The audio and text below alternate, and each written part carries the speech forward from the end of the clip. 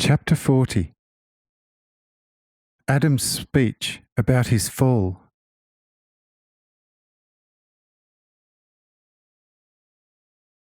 When Adam heard this from Seth, Enos, and the exceedingly godly Enoch, he rejoiced, seeing how far my love surpasses all human love.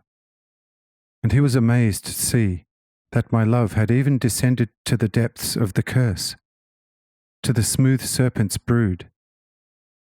He was deeply moved and made the following short speech, which was preserved until the flood.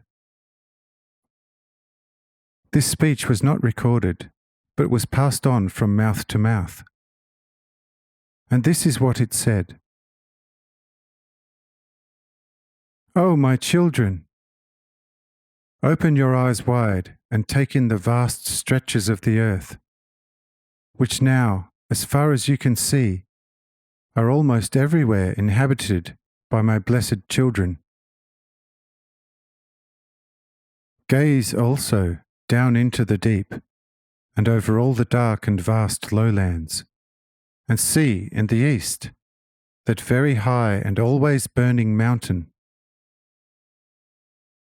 Envisage the entire earth if you can, and see me, the first man of this earth. Oh, what am I saying? See me as the one intended to be the first, who in spirit preceded all created beings, was more radiant than the center of the suns, and wanted to be greater than God. And God showed me the might of his holiness, and I was condemned and cast into the endless depths of the sea of divine wrath, where I was flung furiously through bottomless depths. Yes, eternities upon eternities must have passed. But in the vast boundlessness, there was still no spot to be found where in this great nothingness I could have found a resting place. And while I was falling from one endlessness to the next, and kept falling and falling forever, I began to realize the greatness and endlessly and forever continuing might of God. And the futility of my aspiration became clear to me. Yet, I thought, what good is this realization to me now? I am now too distant from God, and he cannot possibly know anything of me any longer. For in this endless nothingness there rules nothing but eternal oblivion of God. I have been falling forever from one sea of wrath to the next, where endless floods of fire were beating against my brow, and broad tongues of flames singed my intestines, burning me more than white-hot iron plates. Now I have sunk even beneath these streams of wrath. Where is the angry God now, and where am I? All this is dead, endless night.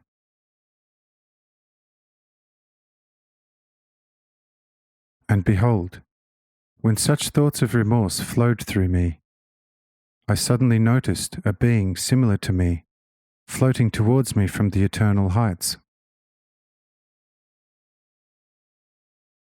The being reached me with the speed of lightning, seized me with a powerful hand, looked at me with a tender smile, and said, "Lucifer, you poor fallen spirit, do you not know me?" And I replied, "How should I recognize you in this empty and dark nothingness? But if you are able to destroy me and render me like that which has never been, is not, and will never be, then do it, and I shall thank you in advance, that you may not have to return without having been thanked from this empty place to your to me unknown heights." And hear what the being spoke. Listen, I do not wish to destroy you, but to save and lead you back on strange ways to where you have proceeded from, full of sinful arrogance. And I said, do whatever you can, but bear in mind the magnitude of God's wrath. For I was great and have come to nothing. So bear in mind, even if you should be greater than I have been, that God is eternal and infinite and full of flaming wrath. And the being replied, have you never measured also the love in God? Behold, great as the floods of wrath may be, His love reaches to the point where the deep streams of wrath are exhausted forever, under the endless brink of infinity, where a second infinity begins. To this I replied, behold, when I still was a prince of all the light, I was shown a faint little flame. This I was expected to worship, as it was said to be God's eternal love. I could not believe this, considering my own radiance, and I saw myself far superior to the faint little flame. And lo, I was overcome with the pride of my level of light. I became still more ignited, and wanted to destroy the little flame completely with my light. However, I was seized by the divine wrath, and was flung here into this eternal, dark emptiness, which I have reached only after eternities. And behold, then I saw the little flame float above the head of the being that again spoke to me. Lucifer, do you recognize me now? And I replied, yes, Lord, I recognize you. You are God's love, and reach further than the flood of His wrath.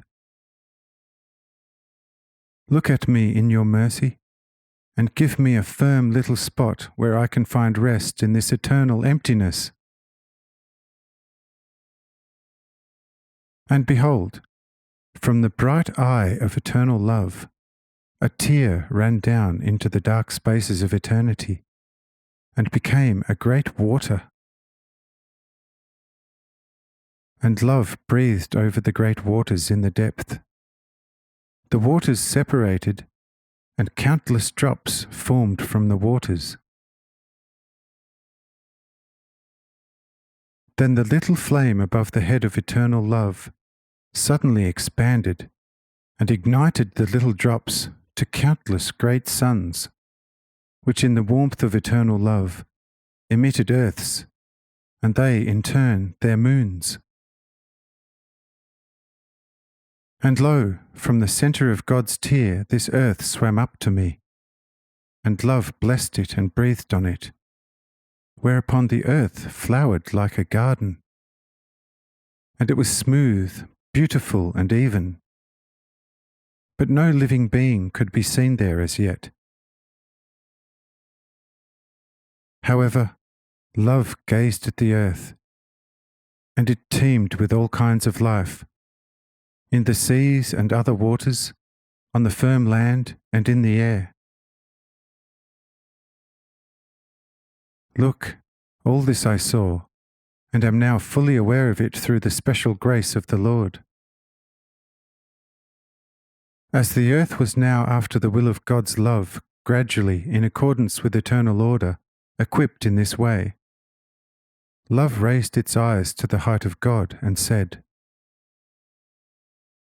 You holy powers of the Father, let us make man and give him a living soul, so that what has fallen may find a resting place and become humble before you and me and the might of our holiness.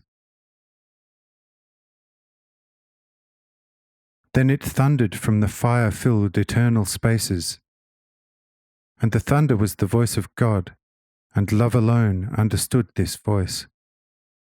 and it formed from fine clay. Look here! These feet, which have carried me already for over 900 years. These hands, in short, as I am standing before you, eternal love has formed me. So I was standing there, but I was still lifeless, and there were no stirring, no movement to be seen in me. Then eternal love bent over this lifeless form, and breathed through the nose with the living breath, a living soul into the organism. And look, then I became alive, as I am now, the first man on the vast earth. I saw the great creation, but it did not give me pleasure, and I became tired of my wonderful existence, and could not understand how, when, and why, and whence I had come. For my living, animated form could not see the creating eternal love.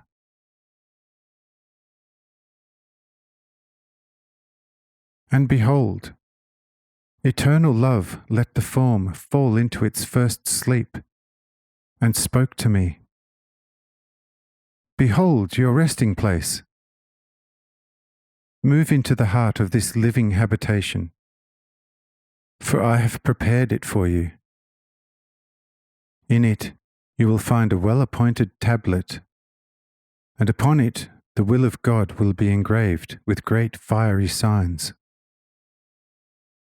You shall follow this, surrender your will, and instead make the will of God your own. This is the strange way on which I will lead you back.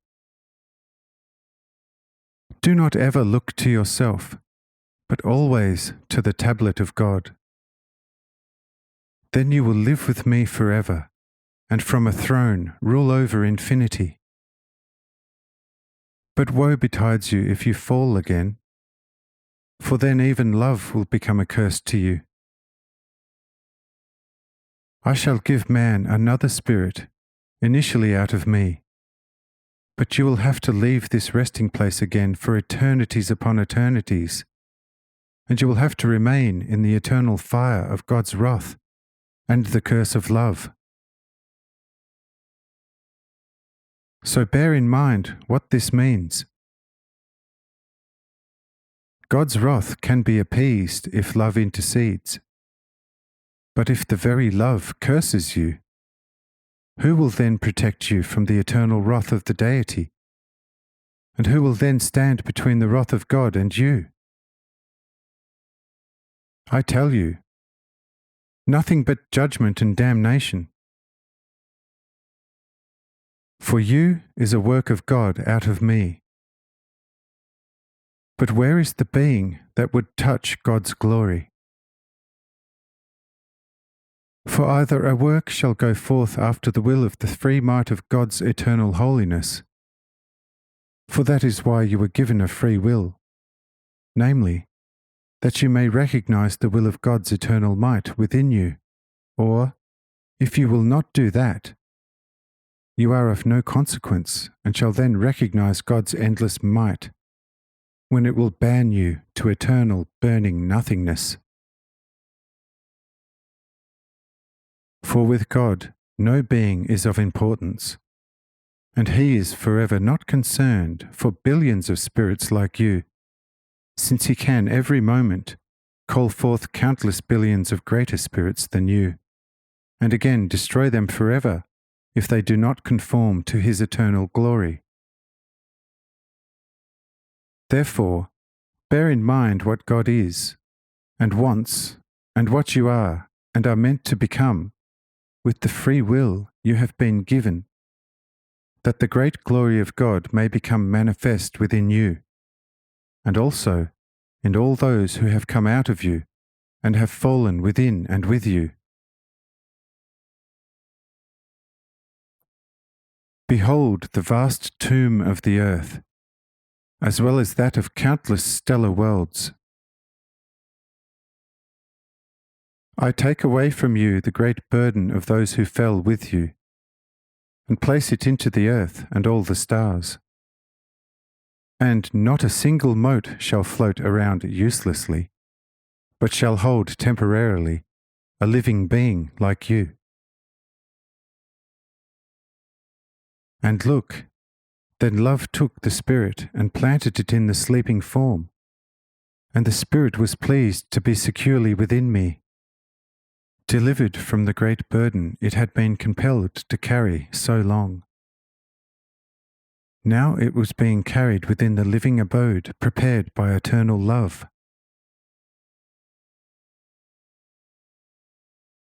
As I had in this way become one with the Spirit, eternal love awakened me. I woke up and was standing there, as one only man, facing the entire immeasurable creation, seeing no one but myself, the grass on the ground of the earth, its bushes and trees, and the shining sun in the vast blue firmament. Then I became frightened, left the spot looking for company, but found not one single being like myself. Tired of my search, I once more sank to the ground and was overcome by a sweet sleep and had the following dream.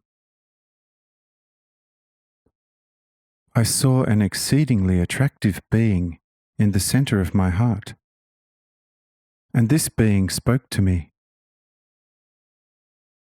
Look at me, how beautiful and enticing I am, with a form like yours, which I can well behold. Once my form was only a great light sending its rays along the endless spaces and consuming itself in its immense power.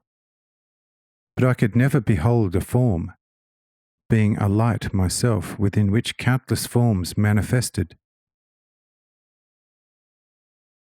The forms in which I saw and felt my endlessness were taken from me, but instead I myself have now been given a form. This form is more beautiful than all my former light, and I like myself very much in this form, and am greatly pleased with myself. I love myself and am loved by you, and I feel a great desire within me and for me, and can draw you to me whenever I want it, and you have to follow the pull of my desire. And look, I actually felt within me a great pleasure within myself. And in my sound sleep, I saw a radiant hand reaching into the center of my heart, seizing my second self. Initially this resisted, but soon succumbed to the powerful fingers of Jehovah's love. For the radiant hand was the hand of eternal love. Thereupon, the powerful finger of God broke a rib of my second self, reached inside, and soon pulled a worm from its intestines, and then closed the spot where the powerful finger of the Lord had entered to remove the selfish desire. After that, my second self no longer looked quite as enticing as before. Its form was similar to mine, and I no longer felt the pull towards it. But both of us were drawn by eternal love. Then I saw the spirit falling asleep, and during this sleep, it dissolved, seeping into all my parts, and we became completely one.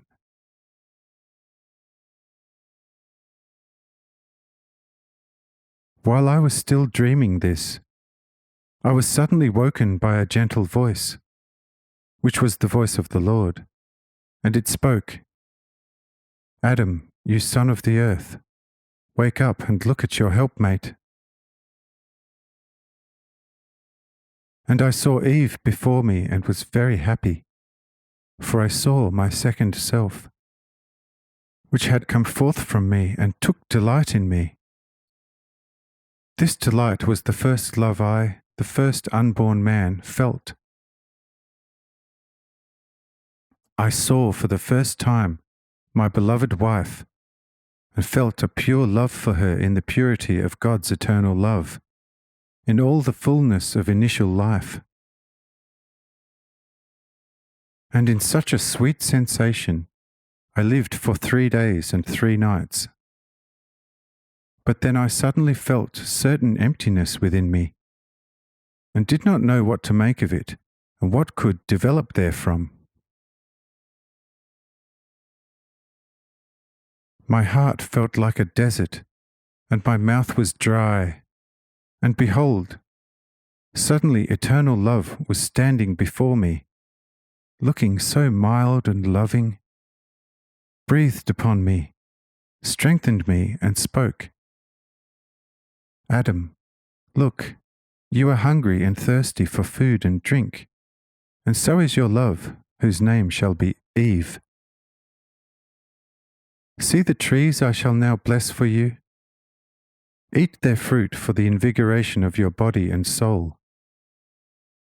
But of that tree, which is standing in the middle of the garden, you shall not eat before I return to bless you and the tree.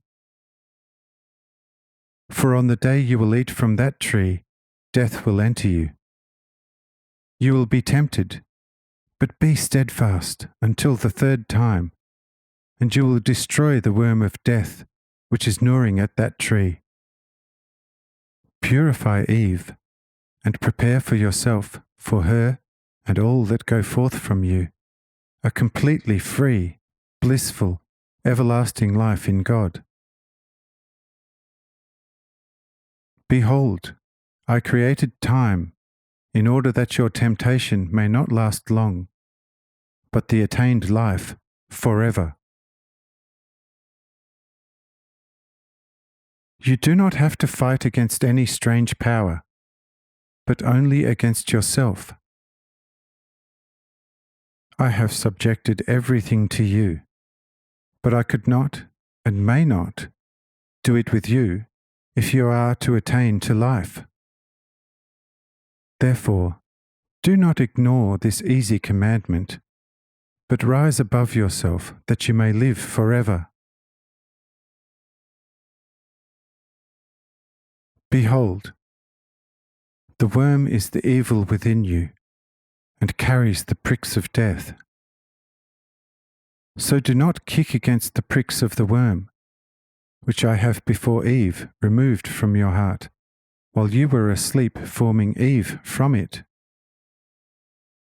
You love her because she has come forth from your love, and her flesh from your desire, and thus there remained within her the root of death, which you shall animate through your obedience. Beloved Adam, behold I, God's eternal love, from which all life issues, am telling you this, requesting you, do not spoil for me this great work on you. You know what a lengthy time of times has passed since I caught you in your eternal fall from life to death.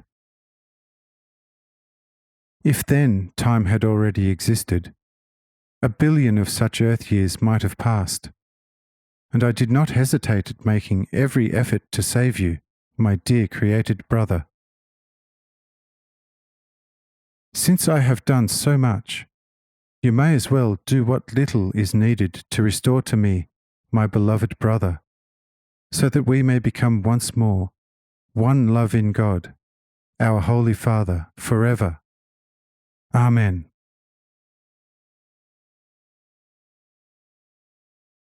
And behold, thereupon love left me, and I took food and drink to fortify me, for disobedience. O children, listen. I became disobedient to eternal love. Earth can tell you about the magnitude of my offense. For everything was razed to the ground, and infinity was filled with the great power of God's wrath. I hid myself and wept bitter tears of remorse. And eternal love did not reject my tears, and was pleased by the tears of Eve. O children, listen. Love straightened everything out again. I sinned again on a Sabbath, and wept aloud about my depravity. And behold, love sent an angel, and had me led away from the garden of temptation to a land which Seth still well remembers, a land of betterment, but also a land of sorrow. But then again to a land of joy. For when I removed the curse from Cain, who had become bad through my prick of death, as he had come into being from the juice of the apple poisoned by the worm of death, the Lord's love gave me my dear Abel Seth.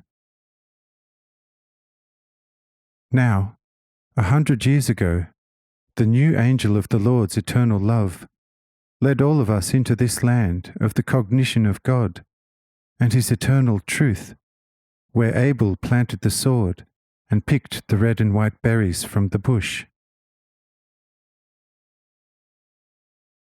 Behold, children, God's boundless love, and what it has done for me and all of you, what it is still doing and will be doing forever. Therefore, be happy, even when eternal love punishes also the children of Cain. But let none of us go there without the Lord's express command. For there the soil consists of the dirt of the worms. Therefore, let no one dare go there unless the Lord has blessed him. For now all evil lies in the women of the lowland. So do not defile yourselves with them. Amen.